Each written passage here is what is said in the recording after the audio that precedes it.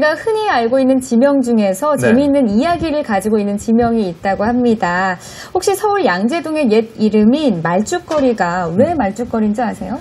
그게 이제 조선시대 때 서울과 지방을 오갈 때 말들 있잖아요. 말들을 좀 손질했던 곳이기도 하고 말한테 죽을 먹였다고 해서 말죽거리라고 하고 있습니다. 모르시는 게 없으시다. 모르는 것도 있어요. 네, 맞습니다. 이렇게 사람에게도 또 다른 지명에게도 독특한 유래가 있듯이 또 네. 많은 이야기들이 숨겨져 있는 것 같아서 그렇죠. 또 이렇게 보면 조상들의 옛 지혜도 잠시나마 엿볼 수 있는 기회였던 것 같습니다. 그렇죠. 그런데 이런 이야기들을 글이 아닌 그림으로 표현하면 어떨까요? 자, 지금부터 지명 따라 떠나는 화첩기행 함께 떠나보시죠. 우리가 살고 있는 어느 마을의 이름이든 재미있는 전설과 역사가 숨어 있다는 것을 혹시 알고 계셨나요? 오늘은 특별한 지명을 찾아다니면서 그곳의 이야기를 한 폭의 그림으로 그려보는 여행을 떠나려고 합니다. 준비되셨나요? 그럼 지금부터 출발! 기행의 첫째 날, 아침 일찍부터 모두 한자리에 모이셨네요. 이제 우리 답사 가려고 지금 같이 광주에서 내려오고 저희들은 이제 목포에서 와가지고 만나는 것입니다. 오늘의 목적지는 바로 영광 안마도. 그곳에 도착하기 위해서는 이곳 대마항에서 배를 타고 자그마치 2시간 30분이나 가야 되는데요. 출발하니까 2시간 반 걸리니까요. 10시 반, 11시 반, 11시 반쯤 식사하고. 앞으로 있을 힘든 여정에 잠깐 쉬어갈 만도 하지만 주변 경치가 아름다워서인지 마음에 드는 곳에 엉덩이를 깔고 앉아 그림을 그리기 시작합니다. 눈으로 보고 지나치기도 아까운 이 자연 풍경을 한 폭의 그림에 담다 보니 어느새 오늘의 목적지인 청정의 섬 안마도에 도착했습니다.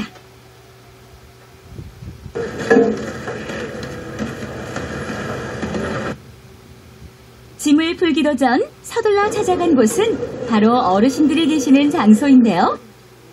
그 이유는 이 마을에 대한 전설이나 이야기거리를 누구보다 풍부하게 알고 계시기 때문입니다. 근데 어르신들, 섬 이름이 왜 안마도인지 자세히 좀 알려주세요. 이 말이 앉아서 누워있는 형태라고 해서 안마도라고 했어요. 그러면 저쪽으로 가면은 서쪽이가 투구봉이라고 있습니다. 그 투구봉에는 장군이 투구를 벗고 말은 누웠고 장군이 앉았는 자세라고 해서 안마도라고 했습니다. 그 투구봉 거기 보면은 거기가 돌로만 되어 있는데 꼭 투구 모양으로 되어 있어요, 돌이. 아, 그래서 안마도였군요. 본격적으로 이야기가 있는 곳으로 찾아 떠나는 여정이 시작되는데요. 배 위에서와 같이 마음에 드는 자리가 있으면요. 어느 곳이든 상관없이 앉아 정성스럽게 붓질을 합니다. 과연 모두들 어떤 마음으로 그림을 그리실까요? 전설을 그리고 그다음에 풍광과 함께 또 다른 그 유래적인 것들을 좀 돌아다니면서 그 많은 걸 좀 해볼까 합니다. 가보니까 마을마다 다니는 곳마다 전부 색색이 다른 그림들이 나오고 참 아름답다는 생각이 많이 듭니다. 참 아름답네요. 아름다운 자연과 마을의 이야기를 오직 그림으로만 기록하는 이 화첩여행. 평소에 흔하게 볼 수 있는 프로그램이 아닌 것 같은데 어떤 의미가 있나요? 이런 사업은 그 전국에서도 굉장히 독특한 사업으로서 전남이 갖고 있는 도서문화의 하나의 획기적인 문화예술의 접목의 사업이라고 저희들은 이렇게 평가할 수 있고, 이걸 하나 인문학적으로 도입을 시켜서 전남의 문화예술의 발전을 위한 하나의 밑거름이 되지 않느냐, 이렇게 보고 있습니다. 지명 따라 떠나는 여정은 멈추지 않고 계속됩니다. 이어지는 곳은 신기마을. 얼천리가 사람이 인구수 제일 많이 살고 그 다음에 신길이 옛날부터 전통적으로 내려 그래서 안수고 지금 현재 있는 거예요. 아, 예사롭지 않은 돌이라 이렇게 모시군요. 상을 차려서 인사를 먼저 지내고 나서 당나무에 재를 지내냈던 이 돌입니다. 그래서 굉장히 그 마을에서는 중요시 여겼던 하나의 돌이죠. 길가에 있는 돌 하나에도 우리 조상들의 역사와 삶이 고스란히 담겨있는 중요한 문화유산이었네요. 많은 이야기를 담고 있는 신기리 마을의 풍경을 화폭에 담고 나니 어느덧 화첩기행의 첫 번째 일정이 모두 끝났습니다. 안마도의 밤은 이렇게 깊어가고 이윽고 두 번째 날. 어제와 달리 섬마을에는 자욱한 안개로 가득 찼는데요. 벼랑 끝에 서 있는 염소도 보고 늙고 쇠약한 사람을 버리던 옛 풍습인 고려장터도 있습니다.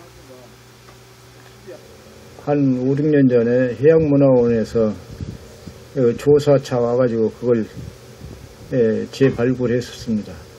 지금도 거기에 나무 고려장터 그 석각 그 형태를 갖추고 있는데 지금 와서는 그 숲이 많이 쌓여가지고 거기를 가기가 상당히 어렵네요.